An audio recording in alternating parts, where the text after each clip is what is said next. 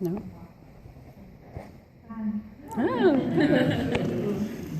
Yeah, so post on Facebook. I doxed it a lot, and word of mouth sort of thing. But Mike and Rachel Grote, who used to go here, some of y'all might know, Rachel posted and said, "How about babysitting?" And I said, "No, I don't do that." Pretty much ever. And if you know me, that's just the thing that I don't do. She sent me a message anyway and explained this situation to me about a girl who had a baby and that was going to be living with them. The girl was young and in school, and so they needed just some extra help. And I was intrigued, so I agreed to go to the hospital and meet mom and baby. This baby was born in September and was still in the hospital in January. She was born at 24 weeks, so 3 months early. I walked in, I was very nervous, and there's this beautiful young girl, she's 20, holding this, what looks like a newborn baby, but was, at 4 months already. And I held her, and I said, "Okay, done."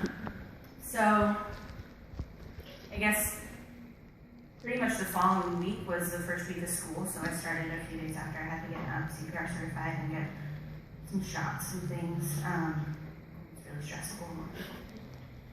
New, it was just new. So Lorraine is the mom. She's 20 years old. She's an international student, goes to U of H, and she's from the Ivory Coast. And her boyfriend, they're not technically together. I don't know that situation very well either, but he lives in San Antonio, so he's not around a lot either, but is involved. But she just is very alone. Her family doesn't live here, and she's only been in the States for about a year now. So it's just me and Rachel and Mike pretty much who care for this child when she's at school. So that's 3 days a week for 12 hours is when she needs to be covered. So Monday, Wednesday, Friday, I'm there for 6 or 7 hours. In the beginning, there was a lot of scares and the power went out in the house one day, and we didn't know because the lights are always off because it's a well-lit house with windows, and so her oxygen machine is making this noise that we don't understand. And I said, "Lorraine, do you know what that means?" She said, "No, I have to go." So she left, and I was alone with this baby who was on an oxygen tank that I didn't know how to use. And there she is. That was day one. That's brand new to me, Delia. So she's on oxygen 24 hours, and she had to eat every 3 hours, and she had a lot of medication that we had to put into her food, and she wouldn't, the first month she couldn't even stay awake to finish it, and we were force feeding this baby 78 milliliters of food, and it was scary and it was hard, and I cried sometimes. My mom was around a lot. She basically said, "You need me, I'm there." So Mom quickly fell in love and was there a lot. I'm gonna read. I'm not skipping anything. So that's that. Okay, for me, I guess this is never something that I would have ever done. You could have asked me to babysit for you, and I would have blatantly said no.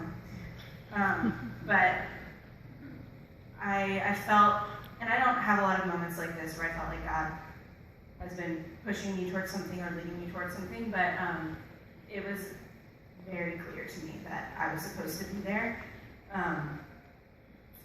It just felt right, and I feel a lot of anxiety about new things sometimes, and while there was anxiety, it was this is going to be good, and this is going to be okay, and there's not going to be a moment of regret. And I haven't had that. I've had anxiety and I've been scared, but I've just had a lot of moments of feeling like God is using me, and that's a really cool feeling. So today, Delia is over 11 pounds, probably 12 now, fully off oxygen, eating like a maniac. Devil, look at her. Ugh. I just love her. So yeah, it's been a really cool experience, and I don't know when it'll be over because there's no indication of what'll happen after the semester's done. So that's scary, but I do feel like a part of this has been for me to get to know Lorraine, her mom, and to just kind of be Jesus to her in a way. I don't know a lot about her. The few times I've been with her, I've been on a drive back and forth from the hospital when Delia had a respiratory infection, and I was the only person around to drive her places, and she's just closed off. But I want desperately for her to know that she's not alone and that there are people that care. And I think she knows that because a lot of y'all have given us clothes and bouncers and prayer. And I make sure that she knows that. So, that's what I got.